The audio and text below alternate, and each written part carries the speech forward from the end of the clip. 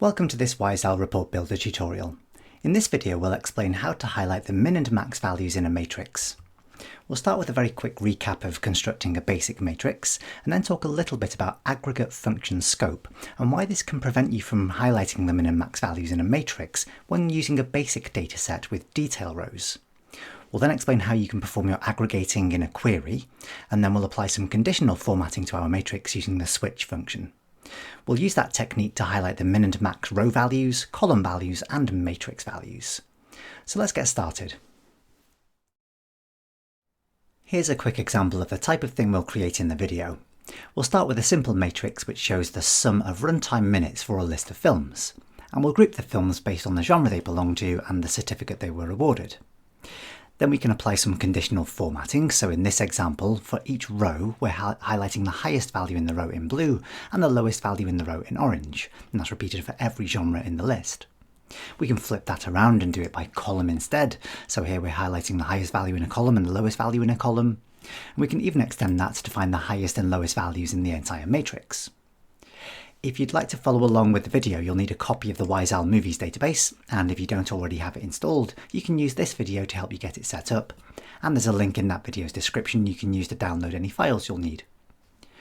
If you've done that part already, I'm going to head over to my report builder application where I've got a blank report waiting for me. I can right click on my data sources folder and choose add data source. I'll call this Movies, use an embedded connection pointing to a Microsoft SQL server, and then click the build button to get a bit of help constructing the connection string. I'll type in a shortcut to my local host, /, then the name of the instance of SQL Server I'll connect to, SQL 2017. I can then select my movies database from this drop-down list, and when I've done that I can click OK a couple of times and there's my data source created. Next I can create a dataset, so I can right click on my movies data source and choose add dataset. I'll call this one Films, and then use the Query Designer button to get a bit of help selecting the various columns I'll need. From the Tables folder, I'm going to select everything from the certificate table first by ticking the box next to the table name. That gives me the ID and the certificate name. I'll do the same thing from the genre table as well, so the ID and the genre name. And then from the film table, I'm just going to select the runtime minutes field, as that's all I'm going to aggregate. I'm going to limit the number of rows returned by the dataset. I'm going to apply a filter, so I'm going to click the Add Filter button over here, and then from the field name list I'm going to select the Oscar wins field from the film table. I'll set the operator to is more than or equal to, and then type in a value of 1. So I'm only going to see Oscar winning films in the list. If you want to get a quick list of the results, you can click the Run Query button just to check what you're going to get, and you've basically got a separate row for each individual film returned by that query. So I'll click OK, and then click OK again once the select statement has been generated, and there's my dataset created. Now I'll create a basic matrix to show the simple results. I'll tidy up first. I'll get rid of the placeholder title text box, and then remove the page footer by right-clicking in it and choosing the relevant option. Then I can right-click into the report body and choose to insert a matrix. For the rows, I'm going to select the genre field first. So I want to display the genre field and sort the row groups by the genre name. So I'll select the genre field. Just for a little bit more efficiency, you might find it better then to change the way the grouping works, to apply the grouping to the ID field. You might get better performance grouping on a simple numeric field rather than a long text description, particularly when you have lots of rows in the dataset. So to do that, I can right-click my genre row group in the Groups panel, choose Group Properties, and then simply change the group on expression to say Genre ID instead. I can then click OK. For the columns group, I'm going to start by picking the certificate ID. So I want to group on the certificate ID and sort by the ID as well. So I'll select certificate ID first, but then I want to display the certificate names in the top row there. So I'm going to change the certificate ID to the certificate field. For the data field, I want to simply show a sum of the runtime minutes. So I can click on the field selector and choose runtime minutes. And because it's a numeric field, I automatically get the sum function applied. just to make sure that I will be able to see all the results. If I run the report, I often find that this little font rendering bug means that I don't see all of the values I should be seeing. So a quick way to solve that back in the design view is to highlight all of the cells and then just change from the default font name to a different one and then back to the default font. I'll do a quick bit of colour changing as well, just format some of these cells with a different background colour and font colour, maybe make something bold as well. And then I'll do the same thing for the row headers, but with a different colour. Okay, so having done that, if I have a quick look at the results of that report, that's my basic matrix created. What I'd like to try to do next is highlight the biggest number on each row in a different colour to the rest of the cells on that row.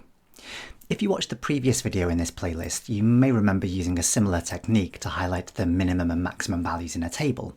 So here's a basic table with some detail rows in it, grouped by the genre, and for each detail row we're comparing the individual runtime minutes value against the maximum runtime minutes for the entire group, and highlighting it in blue.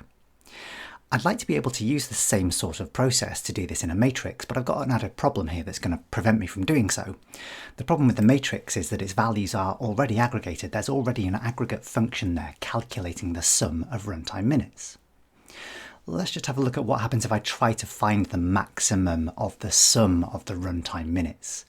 I've got to play around with the scope of this expression to be able to make sure I'm looking for the maximum value in the genre scope, but I want to calculate the individual sum of runtime minutes for the specific scope that each cell belongs to.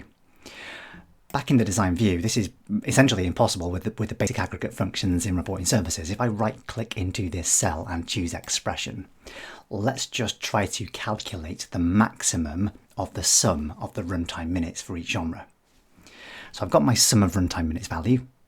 If I add the max function around this, I'll say max, open some round brackets, and then I want to set the scope of the max function to look at everything in the genre group. So at the end of the sum function, I can type in a comma, and then in some double quotes, I can just type in the name of the group. So that's genre as I created it in my example. So the entire expression looks like so. If I click OK and try to run this, it's not going to work. There's an error occurred, not a particularly helpful error message, but we can click details to see a few more bits of information. And the problem is I am allowed to nest aggregate functions in reporting services. I can put a sum function inside a max, but if you nest aggregate functions, you have to specify the scope for everything. So I haven't specified the scope of the sum function. I didn't need to when it was the only thing in the cell. It uses its default current scope. But when I'm nesting the sum function, I do have to specify the scope. The problem with this is that I need to be able to specify the scope for the sum function for both the genre to which the sum belongs and the certificate. So there are two separate scopes involved in a matrix with a row and a column group. And slightly annoyingly, I can't specify more than one scope for an aggregate function. So at this point, I'm basically stuck. I'm just going to undo what I did there to get back to the original sum of runtime minutes and think about a slightly different approach. The main problem we have is that in order to show the sum of runtime minutes, we have to apply an aggregate function to the data cell in the matrix, and that's what prevents us from finding the maximum for that value in that row or that column, etc. A fairly simple approach then to solve this problem is to avoid creating the aggregates in the matrix in the report and apply your aggregates to the underlying dataset instead. So to do that, I'm going to right-click on my films dataset and choose Query to jump straight back into the Query Builder. So I can still see the list of results I displayed by clicking the Run Query button earlier on. So you can see that for each individual row in this dataset, it's showing the details for one single film, essentially. I'm showing the individual runtime minutes for the unique combination of genre and certificate for that film. What I'd like to do is find the sum of runtime minutes for each combination of certificate and genre. So just one row for PG adventure films, one row for 12A adventure films, rather than multiple rows with the same combinations. So to make that work, we can enable the grouping and aggregating feature of the Query Designer. If I click Group and Aggregate, it adds an extra column to the selected fields list on the right hand side. It shows me I'm currently grouped by every single field that I've selected. What I'm going to do is change the option for the runtime minutes field, not to group by runtime minutes. I instead want to sum the runtime minutes, so I can find the sum function in that list there. All of the other fields I then either need to assign an aggregate function to, or I must choose to group by it.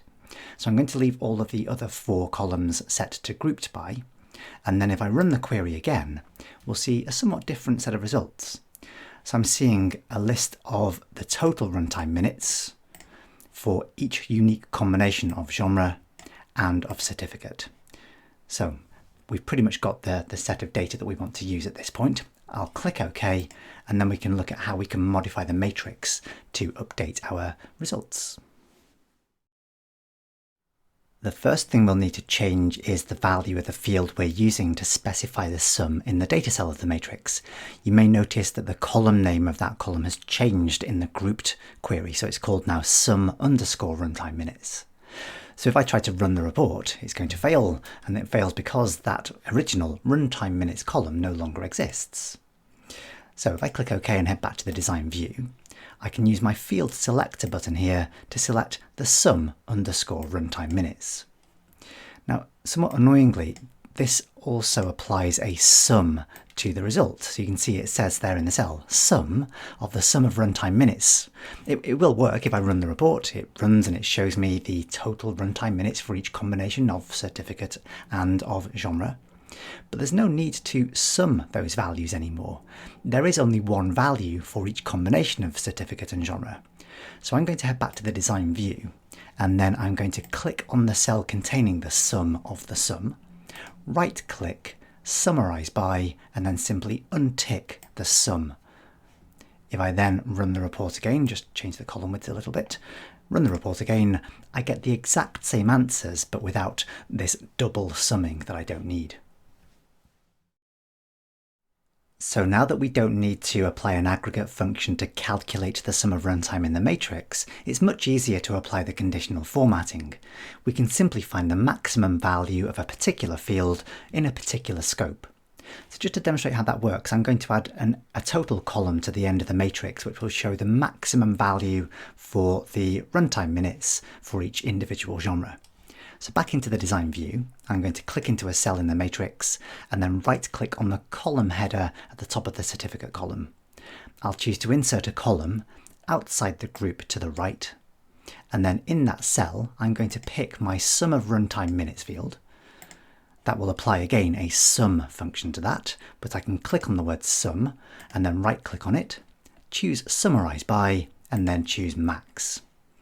So having done that, if I run the report, you'll see that the value in the final column there is just the maximum value for that row. The reason this works is because the max function uses its current or default scope. So the default scope for the max function on a row for each genre, but not inside a column for each certificate, is to find the maximum value for everything on that row. To create the conditional format then, all we need to do is compare the value in each cell in the row with the maximum for that row. To do that, let's head back to the design view, and I'm going to click on my cell containing the sum of runtime minutes, and I'm going to head to the View tab in the ribbon and check the box next to Properties to make the Properties window appear. I'm going to find the background colour property in there, click on the drop-down arrow, and then choose Expression to launch the expression builder. So I need to check if the value of that cell is equal to the maximum for the entire row. I can do this using a few different functions, few different conditional functions. The one I'm going to use here is called switch. So I'm going to expand the common functions category, head to program flow, and then insert the switch function. I'll just get rid of whatever's in the dialog box already, and then double click the switch function to have that inserted. So now I want to check if the value of the sum of the runtime minutes field, so I'll head to the fields list and insert that by double clicking on it. And I'd like to ask if that is equal to the max of the sum of runtime minutes. So I'll double click the sum of runtime minutes. Now remember that we're currently in a cell which is part of a certificate group. So if I just say give me the max of the sum of runtime minutes, then it will simply give me the maximum for that individual cell. And I want to find the maximum for the entire genre. So I need to specify the scope for this function by typing in a comma at the end, and then type in my scope name, which again is the name of the genre group. So in some double quotes, the word genre, close the double quotes, and then close the round brackets for the max function.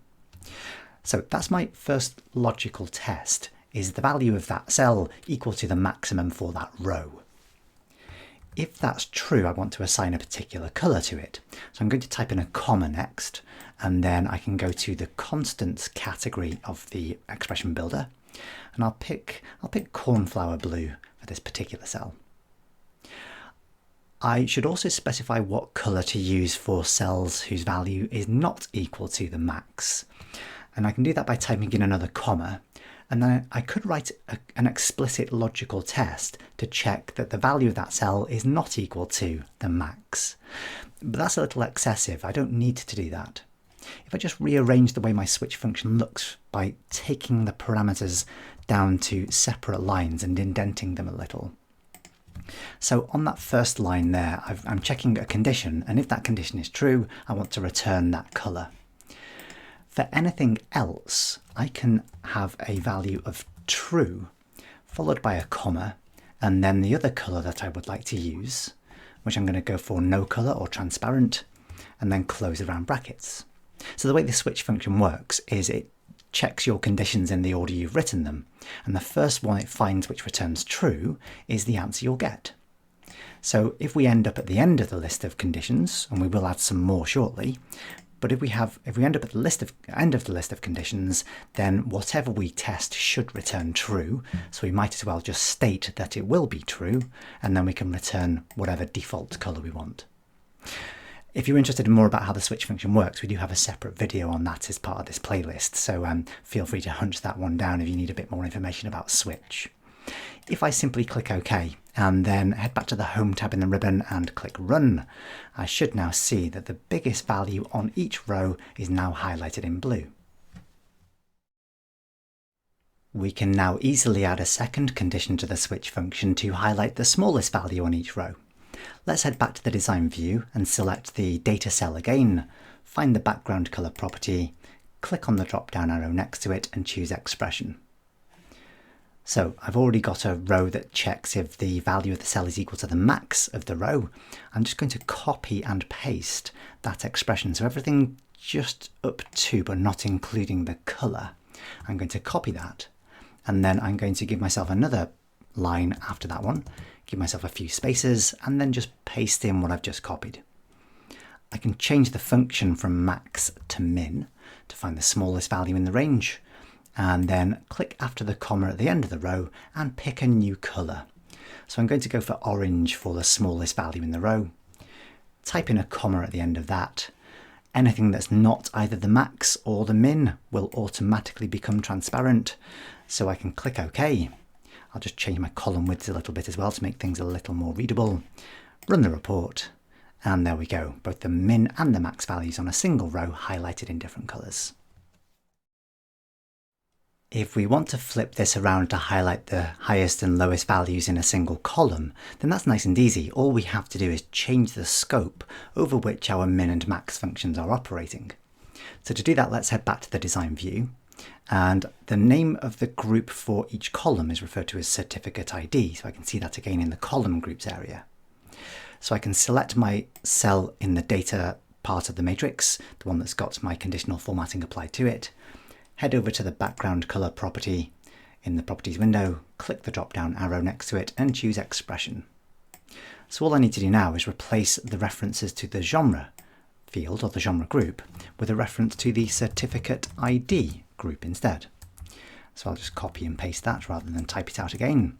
Do be careful when you type these scope names in, by the way, they are case sensitive, so however it's written in the group box, that is exactly what you need to type into the scope there.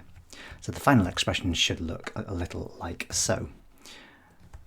Let's zoom in properly so you can see all of that. Okay, so having done that, I'm going to click OK.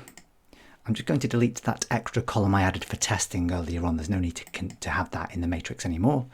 And when I run the report this time, I'll now see that I'm highlighting the highest and lowest values in each column rather than in each row.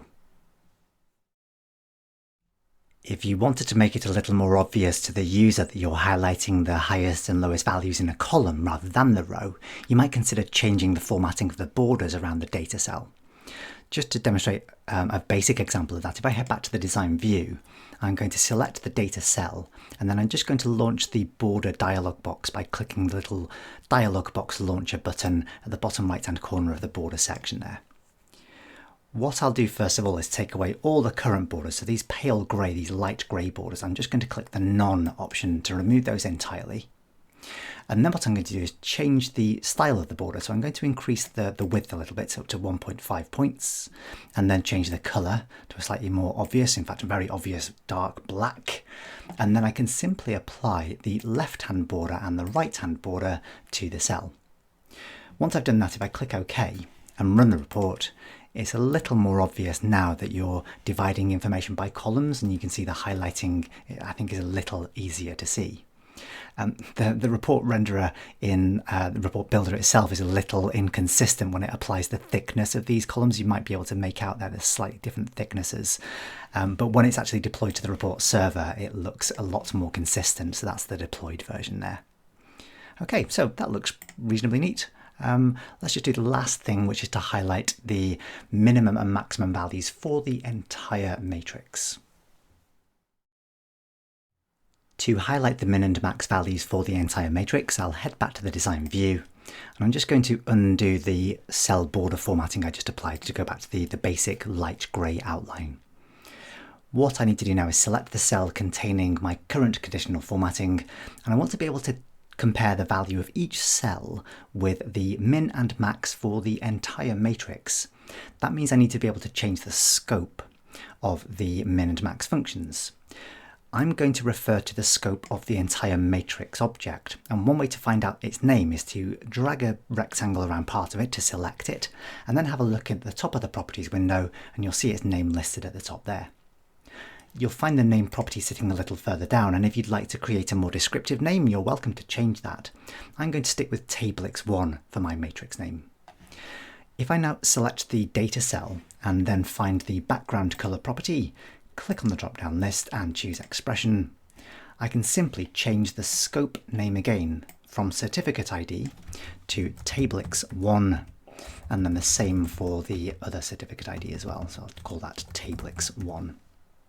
So we're calculating the max for the entire table and the min for the entire table. Click OK, run the report, and you'll find you get those exact two cells highlighted. So it's a little more effort to highlight the min and max values in a matrix compared to a basic table with detail rows, but providing you create your aggregates in the underlying dataset, the overall technique isn't too dissimilar. Hope you found that one useful. Thanks for watching. See you next time.